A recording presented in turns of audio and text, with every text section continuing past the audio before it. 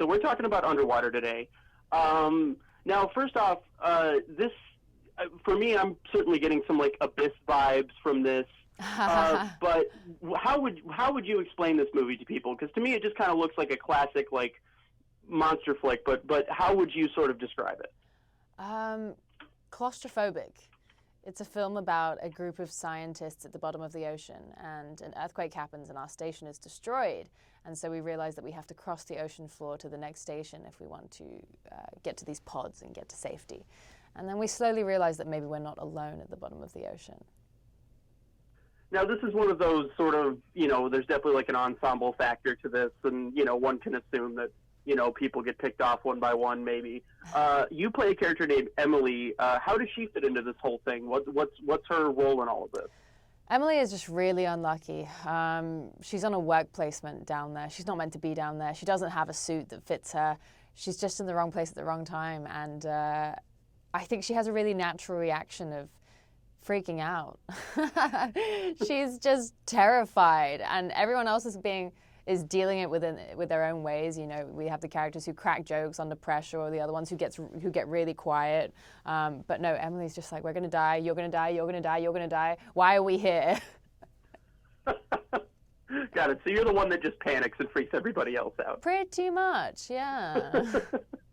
So this is, again, it's probably not like a straight up horror movie in the traditional sense, but it definitely seriously has that vibe to it. Now, do you consider yourself a horror fan, or was this a little bit out of your comfort zone in that way?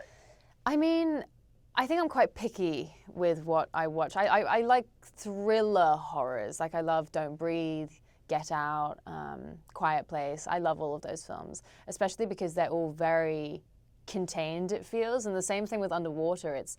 This isn't a film which takes place over a week or a year. It's 1 hour, 2 hours of their lives. There's no flash forwards, no flashbacks, and we just get to see these guys under the worst possible circumstances. We don't know what they're like normally. Maybe Emily's really cool and collected on a day-to-day basis, but here she's a hot mess.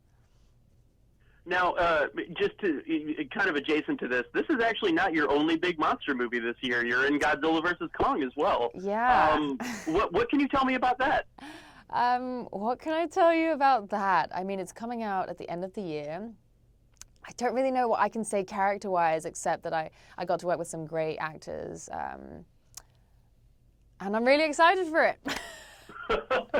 Okay, fair enough. And I definitely now I know you can't say anything about this, but you were recently cast in The Matrix 4. How excited are you about that? Now, I know you can't say anything about it, but how exciting is that for you? No, so excited. I'm so excited. What a dream come true. I feel very lucky. All right, awesome. Well, so I know you've been very gracious with your time. I don't want to take up too much more. But just, right now there's a lot of, talk about, what's worth going to the theater for, and, Netflix versus the theatrical experience and all this stuff. In your mind, what makes this like worth the trip to the theater? Why should people, leave the house and go check this thing out? I think that this is the kind of film which is enjoyed in a huge dark room with a giant screen and the best sound system that you can get. It's not a film that you should watch on your phone. Like, it's a visual spectacle, and if you want that feeling of claustrophobia, it's just so much easier at the cinema. It's definitely worth going to see at the cinema over home streaming. Well, awesome. Jessica, thank you so much for taking the time today. Again, it was a genuine pleasure, and congratulations on the movie and everything else, and thank you so much. Thank you so much.